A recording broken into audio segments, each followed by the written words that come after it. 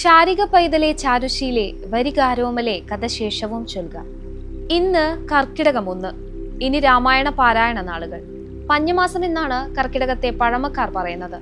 വറുതിയുടെ കാലം കടന്ന് സമൃദ്ധിയുടെ ഓണക്കാലത്തിന് വേണ്ടിയുള്ള കാത്തിരിപ്പ് കൂടിയാണ് ലോകമെമ്പാടുമുള്ള മലയാളികൾക്ക് കർക്കിടക മാസാരംഭം. കർക്കിടകത്തിന്റെ ക്ലേശത്തിനിടയിലും മനസ്സിനും ശരീരത്തിനും ആശ്വാസം പകരാനാണ് രാമായണ പാരായണം.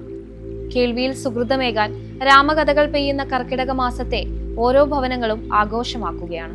രാമായണ മാസാചരണത്തിന്റെ ഭാഗമായി ക്ഷേത്രങ്ങളിൽ രാമായണ പാരായണം നടക്കും. വീടുകളിലും സന്ധ്യയ്ക്ക് നിറദീപങ്ങൾ തെളിയിച്ച് രാമായണ പാരായണം തുടരും. രാമായണം വായിച്ചു തീരുമ്പോൾ കത്തിച്ചാമ്പലാകേണ്ടത് ലങ്കയല്ല, മനസ്സിലെ വിദ്വേഷങ്ങളാകണമെന്നാണ് വിശ്വാസം. ഹിന്ദു ഭവനങ്ങളിൽ ദശപുഷ്പങ്ങൾ വെച്ച് ശ്രീ ഭഗവതിയെ വീട്ടിലേക്ക് എതിരേൽക്കുന്ന ചടങ്ങ് 1 മാസം മുഴുവൻ നടക്കുന്നു. രാവിലെ കുളിച്ച് ശുദ്ധമായി ദീപം തെളിയിച്ച് രാമായണം തൊട്ട് വന്ദിച്ച് വായന തുടങ്ങുന്നു. കർക്കിടക മാസം അവസാനിക്കുമ്പോഴേക്കും വായിച്ചു തീർക്കണമെന്നാണ് സങ്കല്പം.